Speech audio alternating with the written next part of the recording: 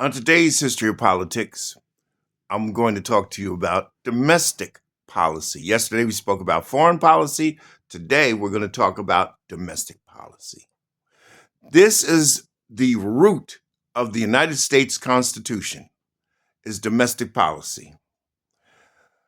And the basis of domestic policy can be found literally in the preamble of the Constitution. We, the people, in order to form a more perfect union. Domestic policy is about forming a more perfect union. It's not perfect. It still isn't perfect. Times change, situations change, people change, and we have to adapt to it. So we're continually pursuing a more perfect union. To ensure our domestic tranquility, to establish justice. So one of your major considerations in domestic policy is the criminal justice system. People do wrong things. It's a fact. How do we deal with them? We have to create laws, which is the responsibility of the Congress as told by Article 1 of the Constitution. The Congress makes the laws. Article 2, the executive branch executes the law. Congress creates the law, and the executive branch makes sure that it's done. Okay? But it's all about domestic tranquility, keeping everybody happy and prosperous. And not just us, but the future generations that are going to come. A lot of you have children. Some of you have grandchildren. And you're going to have great-grandchildren. What kind of country are we going to provide to them? A country where they can be safe and happy and prosper, or a living hellhole? This is where domestic policy comes in. The idea, and I'm going to say this again, men in denim built this country and men in suits are destroying it. The idea that the framers and the founders had was not for the wealthy, not for a class to take over the government, but rather for people from different walks of life, particularly the majority, which is us, the middle and lower income classes, because we know what's needed in this world. We live out here, work out here, pay bills out here, go to the doctors out here. We have to deal with living from paycheck to paycheck sometimes. We're the ones trying to create savings. We're trying to make savings, which is difficult at this particular time. This is what domestic policy is. We need to have people who are boots on the ground, because the boots on the ground are the guys that know what the majority of people need. The wealthy live in a bubble. They have so much money they can afford to take care of themselves and 100 other people. How can they know what it's like to live paycheck to paycheck? How can they know what it's like deciding whether to buy medicine or buy food? How do they know what it's like when they're a month behind on their car note? How do they know what it's like when their electric gets shut off or their cable? Because everything has a price, everything has a fee nowadays. This is the capitalist way. This is what we've created. This is what we've got, and they've become greedier. Domestic policy is about keeping things to a degree where we can all live and live well. Domestic policy is a case where if the immigrant, like most people that are in this country are immigrants, the majority of people in this country are immigrants, when other immigrants come in today, our domestic policy is shaped around what contributions they can make to our country. We don't just shut them out. We can be missing out on something that we need. Domestic policy is about ensuring that we all have a prosperous, happy life. I know that thanks to partisanship, a lot of you are saying today that I don't have a happy life. You know, I also know that some of you are living on the lies that Donald Trump told you. You still have your factory job. You still have whatever job that you have. So you can't say that the immigrants came and took your job. And those that do say it, well, since the immigrants have been run out, I don't see you running to those fields and picking those fruits and vegetables. Nor do I see you signing up at hotels to do housekeeping and maintenance. Nor do I see you taking those low-end construction jobs for low pay. I don't see you guys running there, but you want to get rid of the immigrants. In Texas, construction projects have ground to a halt because ICE ran off all the workers. In Georgia, we lost a $500 billion investment by South Korea into our economy that would have brought us into new markets in the EV and EV battery production arenas. But we sent in ICE to arrest them all and run them out. Their response, forget it. If you're going to treat us like that, we don't want anything to do with you. That didn't help us. That hurt us. Then there's some on the other hand that say, well, I'm not living happy because prices are going up every day. I can't afford eggs. I can't afford bacon. I can't afford groceries. Well, if you had allowed somebody to come in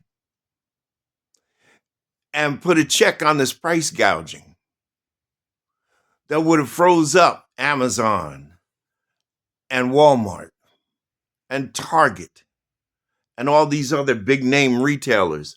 If you allowed somebody to come in and put them in check and keep them from price gouging,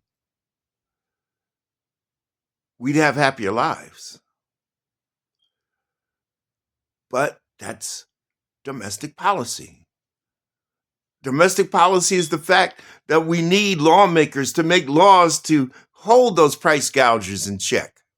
Domestic policy is where we negotiate trade deals and stay with them. Domestic policy is when we do things for the benefit of the people.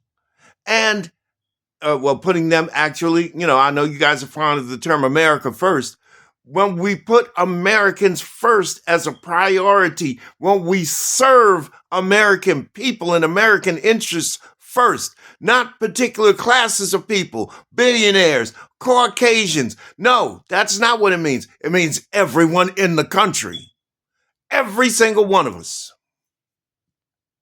When we come to Congress, when we come to the Oval Office, it's not about fix me, make me right, enrich myself. It's about serving the good of the people. Doing your best, and not just for your preferred group of people, MAGA, but for all people inside of these borders. That's what domestic policy is. That's what the founders wanted it to be. That's what the framers wrote in the Constitution. I don't see why you have such a problem with this. Oh, yes, I do. It's because you got influenced by a charismatic, an individual who has a certain type of charisma that generates fear and then provides you an answer, and you gravitate towards it. But what if his fear is unfounded?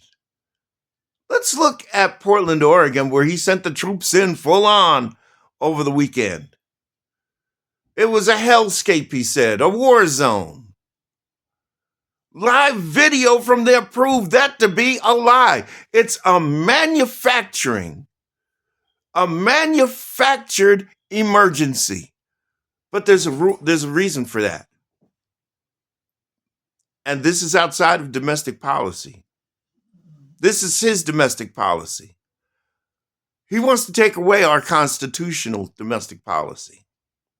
He wants to declare state of emergency countrywide. When he does that, that gives him the right to institute what's called martial law. Let me explain this to you really, really quickly. When a leader, when a president declares a state of emergency, it unlocks a great deal of extraordinary powers. Some of those powers are martial law, which is where he can set troops in any city if he so desires. He can set curfews. And basically, the military can take over law enforcement. He can suspend habeas corpus, which means the justice system grinds to a halt. You get locked up, you could sit there forever and a day. Who does it benefit? It benefits that president because he consolidates power. He controls the narrative, he controls the show, he controls the courts and the legal system. He controls the judiciary because he nullified habeas corpus. And that's when we're no longer a democracy. When that happens, that's when we become the USSR. That's when we become an autocracy, a monarchy. That's basically when we become communist. And that's not the domestic policy that we should have, that the founders wanted, that the framers wrote about. That's not it. I'm just trying to open your eyes. I'm trying to teach you something here. That's the whole point of all of these videos. It's about teaching. Some of you, because I mentioned MAGA by name, because you're the guys that need to understand this and not just follow blindly behind a charismatic figure who doesn't have your best interests at heart. At the end of the day, you're going to get screwed just like everybody else. Ask the Latinos.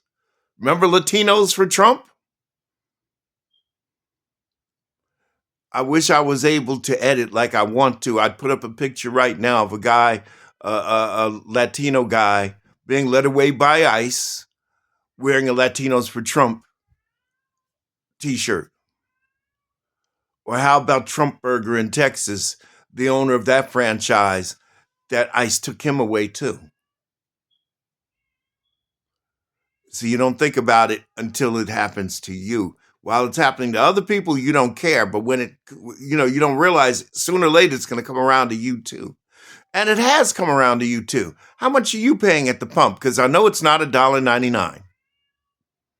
So that was a lie. Eggs and groceries reduced in 24 hours? Didn't happen.